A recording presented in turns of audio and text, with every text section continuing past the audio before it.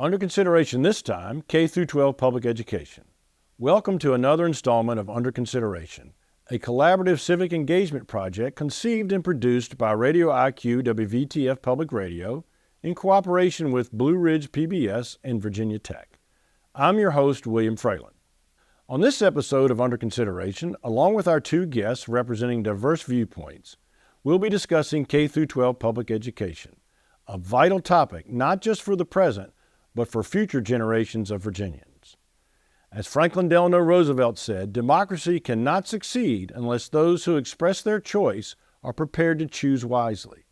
The real safeguard of democracy, therefore, is education. First, a little background. The original effort to create a system of public education in Virginia was proposed to the House of Delegates by Thomas Jefferson in June of 1779. However, the Virginia system of free public education was not established until the Commonwealth's Constitution of 1869. This early attempt was decentralized, it lacked standards, compulsory attendance, and the formation of schools was mostly the responsibility of parents who wanted their children to be educated. While progress was made over subsequent years, Virginia's system of public education was marred by regrettable chapters, including a lengthy period of segregation, followed by massive resistance, which closed publicly funded schools rather than allowing black children into what had been all-white schools. Even after federal intervention, many white parents remained skeptical about sending their kids to newly integrated schools. In September of 1970, a federal court ordered busing to integrate Virginia schools. In a public display of support, then-Governor Linwood Holton enrolled his 4 children in majority black schools, and in a memorable moment captured by news media, escorted his daughter to her first day of class at a Richmond high school. More recently, Virginia, like the rest of the nation, has become embroiled in the so-called culture wars. This has created additional challenges to the educational system. Virginia's public school system today enrolls 1,264,000 students in 132 school divisions, a 6% increase from 2022 to 2023. On this program, we search for common ground, a meeting place where diverse viewpoints on divisive issues that are discussed civilly and afford the necessary context required when exploring complex issues. As we pointed out in previous episodes, we're not here to change minds, but to allow for a greater understanding of diverse viewpoints. Before we dive into our deeper discussion, let's meet our two guests. Laura Bowman is a Roanoke County parent who served as the president of the Roanoke County Council of PTAs, chair of the Roanoke County Public Schools Parent Advisory Council, chair of the Prevention Council of Roanoke, formerly on the board Parents Across America. Through her volunteer work over the past 12 years, she has advocated for the health, safety, education, and well-being of children. Laura is known regionally for advocating on behalf of equal and quality public education. Laura, welcome to our program. Also joining us for this discussion on public education is Chris Brunlick, President and CEO of the Thomas Jefferson Institute for Public Policy, Virginia's nonpartisan public policy foundation. Chris is also past president of the Virginia State Board of Education, where he served on the board for 4 years during the McDonnell and early part of the McAuliffe administrations.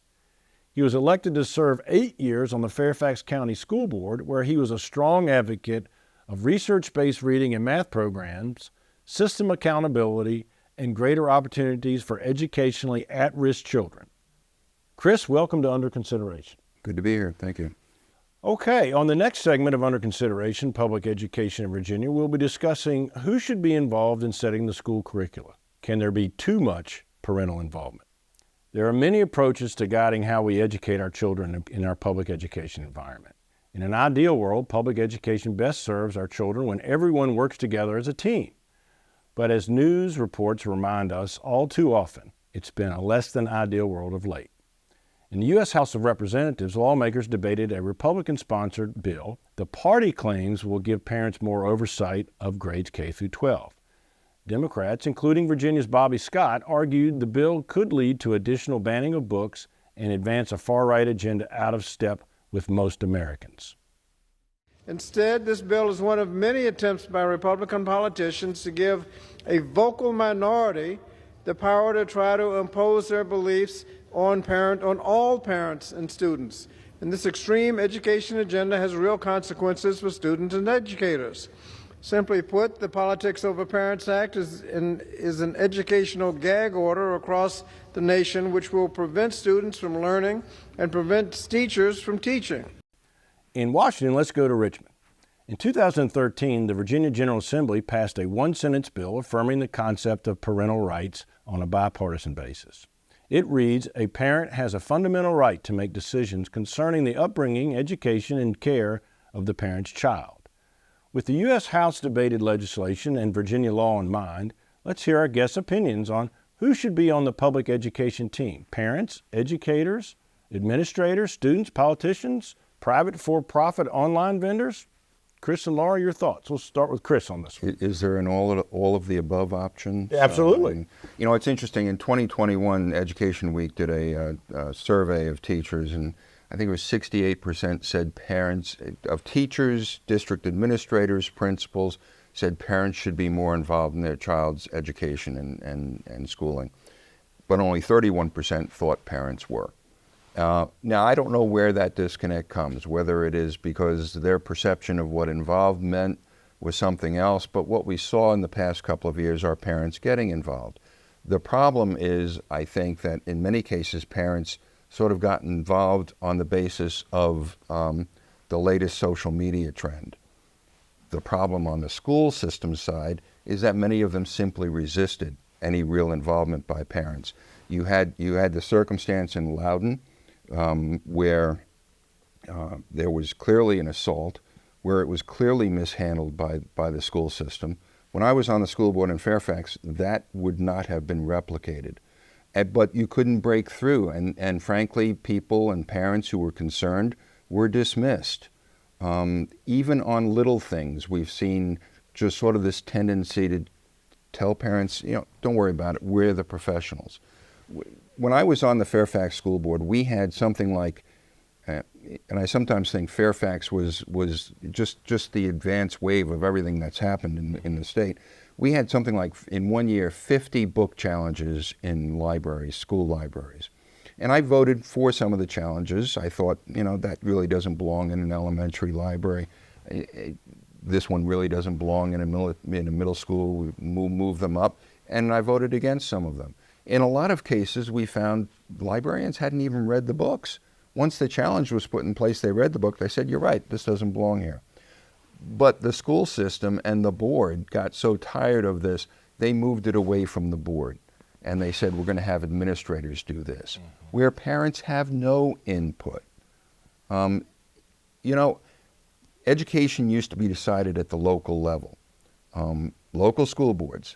And they weren't elected in Virginia, but in the rest of the country they were elected, and people had some accountability in place. What we've got now is local education being decided by the state and being decided by the feds and being decided by court decisions. And parents, I think, are reasonably frustrated that this system, which, if I remember your introduction, was started by parents, have no more say in it. But we do have elected school boards now. We do. It seems ironic that now that we have elected school boards, we still have this problem. In most cases. But what we have now are, the Obama administration, the Biden administration came down with new dictates. The McAuliffe administration, now the Youngkin administration, coming down with dictates to say what you ought to do, and court decisions on everything from the social issues of transgendered bathrooms and high school athletes to the more serious decisions of special education provisions that need to be made for kids. These are all dictates, and school boards have no authority in many cases over this, or they've got to be willing to take it to court, and it's going to be an expensive proposition. Gotcha. So, Laura, as a parent, you have had a lot of involvement in the public schools, so what's your view on this? I kind of look at it, again, as a collaborative effort. So you could say maybe a four-legged stool. So you have the teacher who teaches, the student that learns, the parent that supports, the government that funds, and I would agree on the local control piece of that. So if one leg of that stool is wobbly, the student's academic achievement suffers. And we talk a lot about parents' rights, and I try to talk a lot about children's rights, safe schools, certified teachers, small class sizes, full and fair funding. The parent engagement piece is what I really have honed in on. And I started in Roanoke County Public Schools, the Parent Advisory Council. And that was so that Roanoke County is shaped like a donut. We don't always know what's going on in 23 different schools. So why not have a representative from each school come to these meetings with the administrators, find out what's happening in the school system, and have a voice in that. I mean, this whole thing of like parents didn't have a voice and parents didn't have rights has really been news to me, because I have always felt like we do, and we have that, and we should have it. It is our right. I know my child really the best. He's in school 180 days, 8 hours a day, but the rest of the time he's home. And what happens at home impacts what happens in the classroom. And I will say that there was a really great study some years ago now at a University of New Hampshire, and it said that what I would maybe call like a smaller percentage of like time spent engaging in your student's life, in their academic life, would be like checking their backpack, checking their online portal, checking in with the teachers, going to those conferences, is there a problem, looking at the grades, checking in, and having that relationship with the teacher. You don't have to be what I did, do all the PTA, do all the volunteer. Even that small percentage of time that you spend, and talk about your child's future, what do you want to do, that kind of thing. That was equivalent to $1,000 in per pupil spending. And that's some years ago now, so inflation might have brought it up. So that parent engagement piece and the child's rights to a quality education supersede any of the kind of what I'm talking, the noise around the parents' rights, because it is encoded into law. So often all you have to do is look back at the law and say, you need to listen to me. I have a vested interest in what happens. What shouldn't happen, though, is that someone shouldn't tell me how to parent. Someone shouldn't say, well, I don't like that book or that for my child, so therefore your child shouldn't have it either, because the rights go both ways. Gotcha. Okay. Let's now focus on teachers, many of whom are leaving Virginia schools in high numbers without being replaced. Before the start of the 2022 to 2023 school year, nearly 11,000 teachers left the workforce. Schools across the Commonwealth hired only 7,300 licensed teachers. Additional departures during the school year created a total gap of more than 4,000 teachers. All of this occurred as student enrollment increased by 5%, more students being taught by fewer teachers. According to a report by the Virginia Joint Legislative Audit and Review Commission, teachers are experiencing lower job satisfaction due to low pay, increased behavioral and mental health challenges, lack of respect from parents, as well as political intrusion. To what would you attribute the loss of teachers? You work with them every day, Laura. Number one is pay. Number two is respect for the professionals they are, because we have the wage gap in the state, where people with the same level of education as teachers make an exceptionally more money. So that's a problem. And so that's one thing. And then respect for them as professionals, giving them autonomy, that's another piece to it. You're absolutely right. The feeling of being unsafe in the school is paramount for some.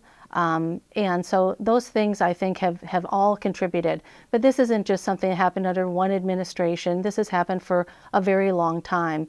But, and we have made strides, and I'm so pleased to see it. We have a 4% raise last year, 4% raise next year from the state with a bonus, a 1% bonus and that kind of thing.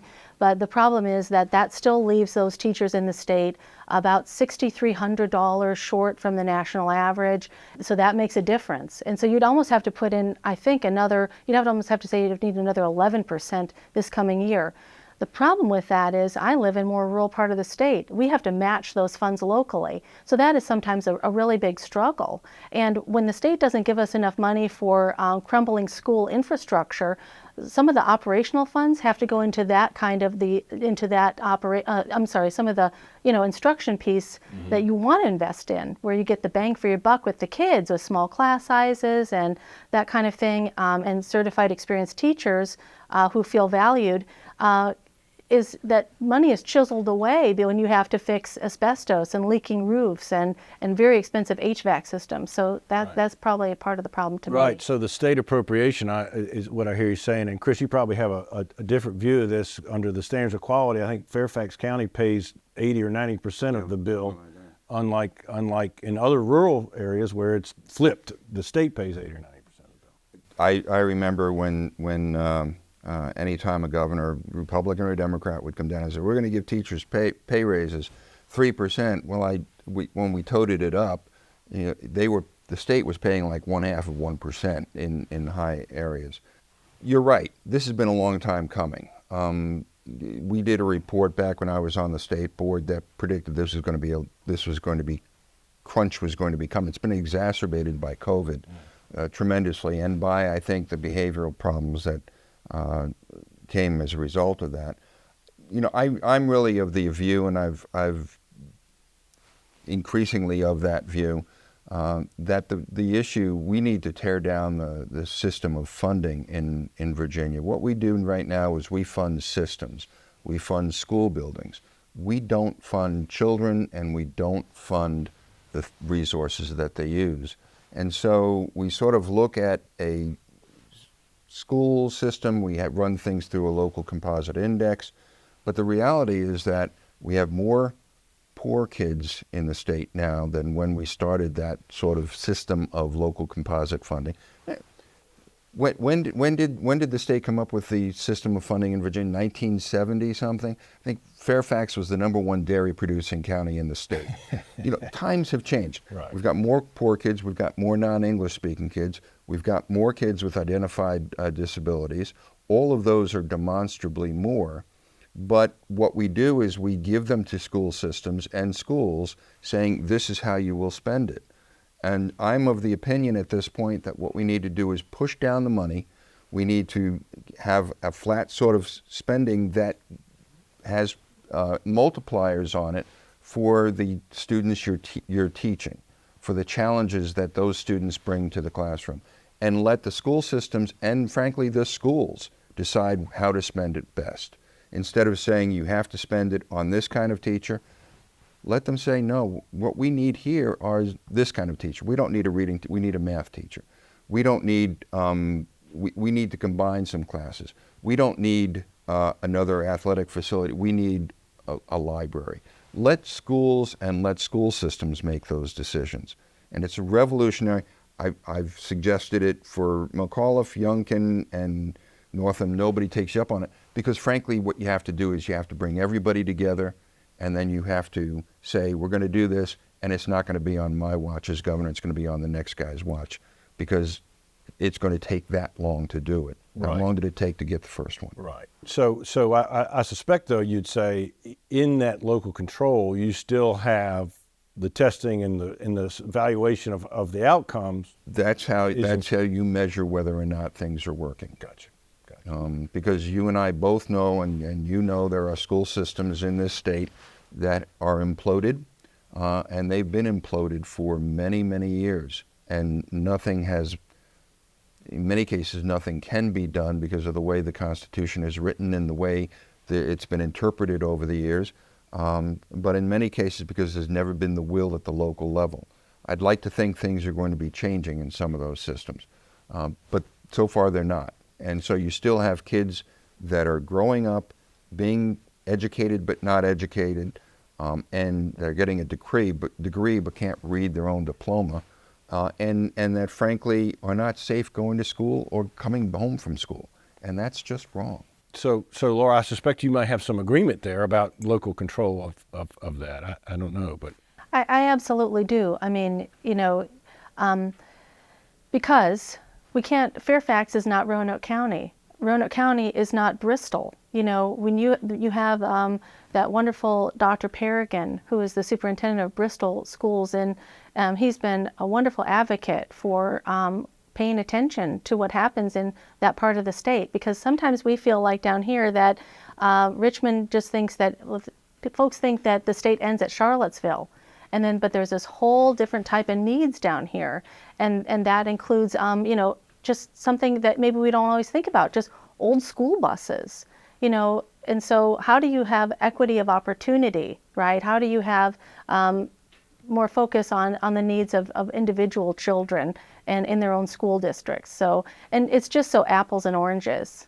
Right. And it's apples and oranges too in the challenges of teachers. I mean, I remember meeting with administrators in Northern Virginia, and the problem was teachers, they could find teachers, but they couldn't pay enough for the cost of living in Northern Virginia. Right. I'd meet with teachers in Southside. I said, what's your selling point? He says, I'm only 45 minutes to the nearest Walmart. Not a big selling point for a lot of 20-year-olds, 23-year-olds, 25-year-olds. Right, for sure. Additionally, a 2022 RAND study found teachers who reported being harassed were more likely to cite politicization of their profession as a reason for considering leaving their jobs. Politics has come into play from the banning of books to how Black history should be taught. In Virginia, Black history became a flashpoint during the 2021 election, in particular over critical race theory, which is not a specified part of the curricula in Virginia. Some political observers have credited Republican Glenn Youngkin's use of the CRT controversy, along with his pro-parent platform, for helping him win the governor's race. Youngkin's campaign was also aided by this comment from his opponent, Democrat Terry McAuliffe, during their final debate. I'm not going to let parents come into schools and actually take books out and make their own decision. You vetoed it. So, yeah, I stopped the bill that I don't think parents should be telling schools what they should teach. Lately, the Virginia School Board has faced criticism over several miscues in the handling of K-12 curricula standards. Governor Youngkin has made this promise regarding the teaching of history, which critics have questioned. And we will update our history content standards to be best in class. Let me be clear. We will teach all of our history, the good and the bad. Meanwhile, in Alabama, a deep red southern state, which was the site for many events in the civil rights movement, State School Superintendent Eric Mackey says parents black and white want to see a more inclusive version of history being taught. Just a generation or two ago, we were living this history. And I think that's why our population, black and white, has embraced it and said we have to teach the whole story of what's happened in America, but particularly for us in this state. We'll start maybe with Laura. What do you think of the comments, Governor Youngkin's comments, Governor McAuliffe's comments, and what's going on in Alabama?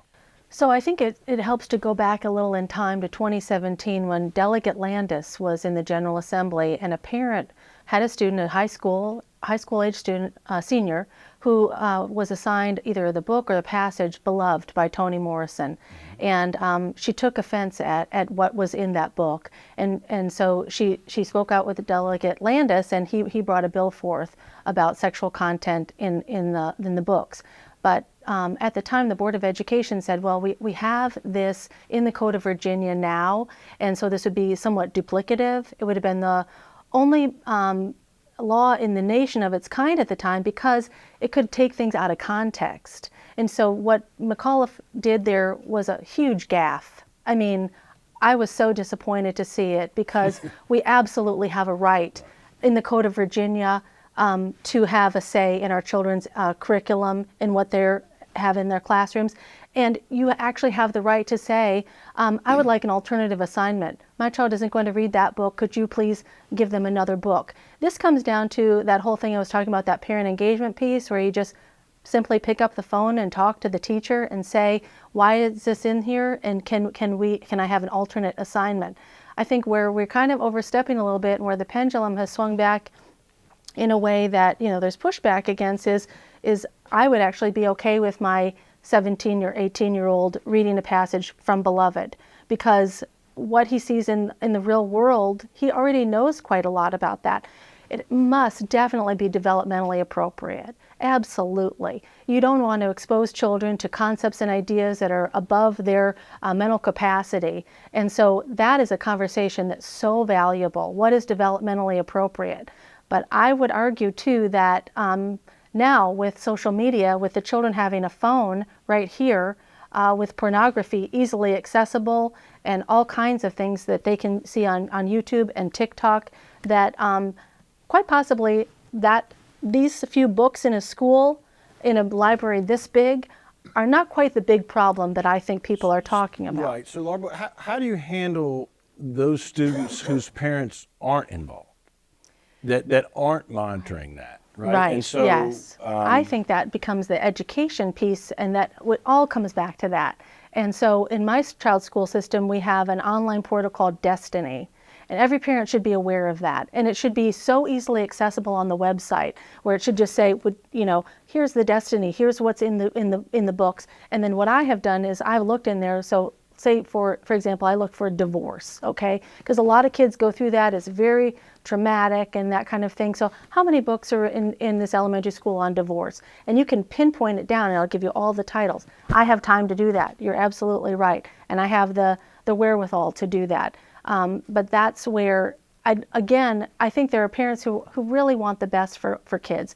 If we could just come to that general consensus that, that we all really do care, and if we could kind of just meet and talk about what that looks like on the ground, we would be so much better off than just shouting in on social media or at school board meetings, because I think we all agree that it should be developmentally appropriate for the children, and the information for parents should be like so intuitive. I shouldn't have to click 5 times and dig deep in board docs for information. I should have it readily available to me. Back to school night, that should be talked about. It is an issue. Let's address it. Let's talk about it. Let's come to consensus. Well, let's do that. And so, Chris, as you know, this is not, it's a topical problem, but it's not a new problem.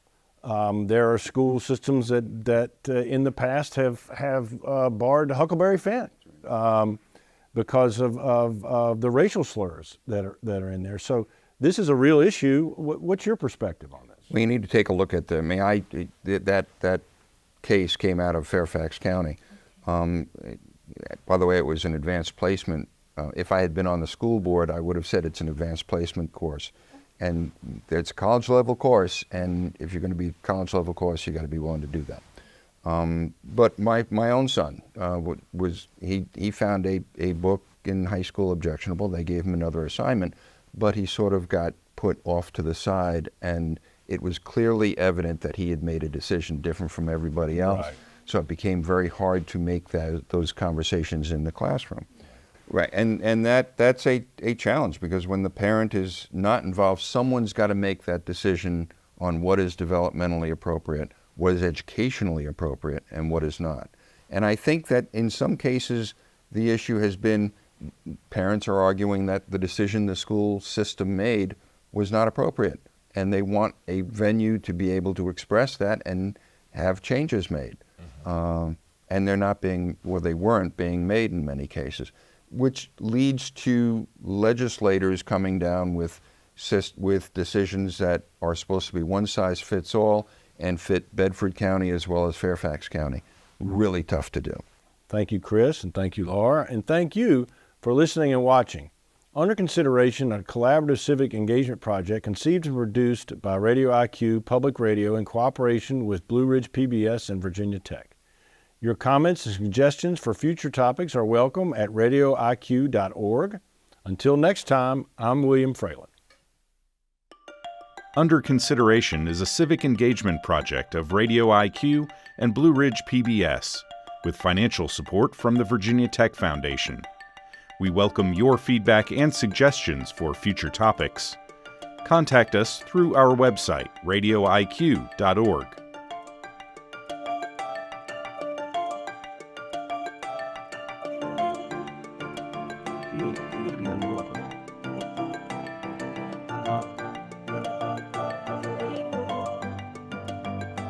Okay.